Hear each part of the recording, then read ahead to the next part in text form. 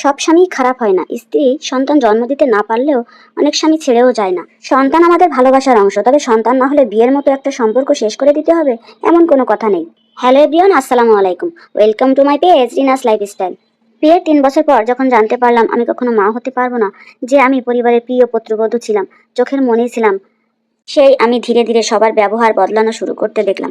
হঠাৎ একদিন আমার শাশুড়ি মা যে সব সময় বলতো আমি নাকি তার ছেলের বউ না তার মেয়ের মতো, সেই তিনি দুপুরবেলায় একদিন খেতে বসে তরকারিতে একটু লবণ কম হয়েছিল বিধায় আমাকে সেটা নিয়ে যা বকাবকি করলো, আমি এক প্রকার কেঁদেই ফেললাম। মা হতে পারবো না দেখে তিনি একসময় বলেই ফেললেন আমাকে বাবার বাড়ি চলে যেতে, আমাকে বাবার বাড়িতে পাঠিয়ে নতুন একজন বউ নিয়ে আনবে, যে বংশের প্রদীপ জ্বালাবে। সেদিন আমার হাজবেন্ড রাগ হয়ে উঠে চলে গিয়েছিল। প্রায় 4-5 দিন হয়ে গেছে। আস্তে আস্তে দেখলাম আমার স্বামীর ব্যবহারও আমার প্রতি কেমন যেন অন্যমনস্ক হয়ে গেছে। হওয়াটাই হয়তো স্বাভাবিক। উঠতে বসতে সবাই শুধু বলে আমি বাচ্চা জন্ম দিতে পারবো না। আমার মতো মেয়েকে দিয়ে তাকে বিয়ে করিয়ে ভুল করেছে, সেও একজন মানুষ, হয়তো সেও ভাবতে শুরু করেছে আমাকে বিয়ে করে তার ভুল হয়ে গেছে। আমার মনটা এখন অনেক বেশি খারাপ থাকে। আমার স্বামী আর আমার বিয়েটা প্রেমের বিয়ে ছিল।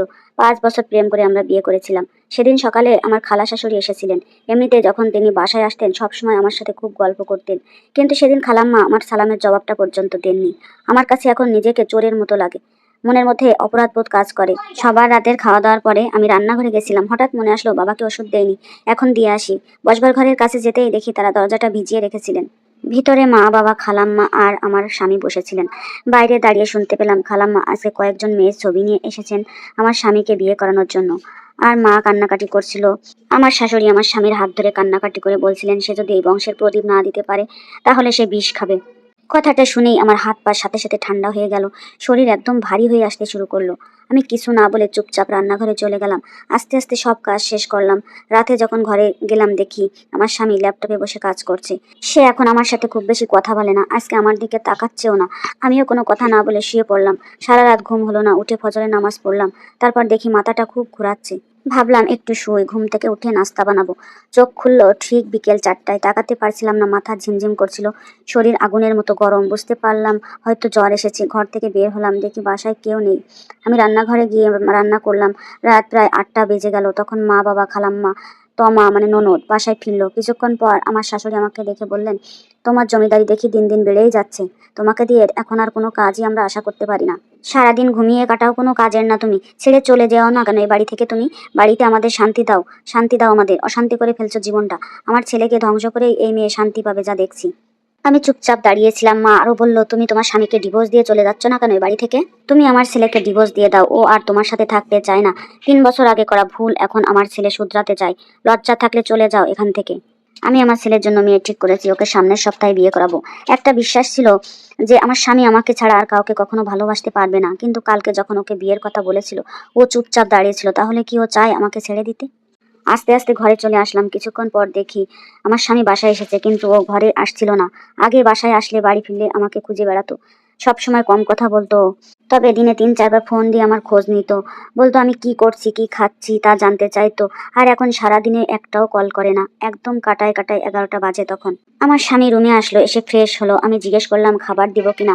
সে কিছুক্ষণ চুপ করে থেকে বলল তুমি কালকে তোমার বাবার বাসায় সকালে রেডি হয়ে নিও, বাবার বাসায় চলে যেও। আর হ্যাঁ, সব কাপড় গুছিয়ে নিও। আমার আর বুঝতে বাকি রইল না। আমি আচ্ছা বলে সরে গেলাম। বারান্দায় বসে রইলাম অনেকক্ষণ, শুধু হাউমাউ করে কান্না করলাম। আর বারবার তাকাচ্ছিলাম যে আমার স্বামী যদি একটা বার আমার সামনে আসতো, আমি ওকে জড়িয়ে ধরে হয়তো বলতাম তুমি আমাকে সত্যিই ছেড়ে থাকতে পারবে। কিন্তু ও আসেনি। আমি তাহাজ্জুদ নামাজের পরে ঘরের সব কাজ করলাম। প্রতিটা ইটের কোণা আমার কত আপন, আমার কত স্বপ্ন আজ সব ছুটে চলে যাচ্ছে। কিছুদিন পরে আমার জায়গায় নতুন কেউ আসবে। সবাই হয়তো আমাকে ভুলে যাবে, কিন্তু আমি কি করে ভুলবো সব?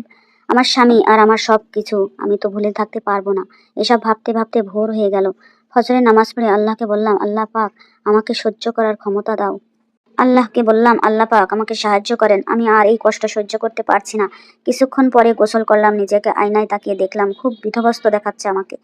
আব্বু আম্মু এই অবস্থায় আমাকে দেখলে কি ভাববে? গোলাপি বেগুনি ছাপার একটা শাড়ি পরে মাথাটা পরিপাটি করে বাঁধলাম, ঠোঁটে ভ্যাজলিন দিলাম। যেই ঘরে গেলাম দেখি ওখানে আমার স্বামী নেই, উঠে গেছে, লাগেজ গুছানো শেষ। ননদকে জিজ্ঞেস করলাম নাস্তা দেবো কিনা। কিন্তু আমার স্বামী বলল না চলো, কিছুই দিতে হবে না, বের হও। বের হয়ে মা খালাম্মাকে সালাম করলাম। কেউ কোনো কথা বললেন না। বাবা মাথায় হাত বুলিয়ে বললেন সুখী হও মা।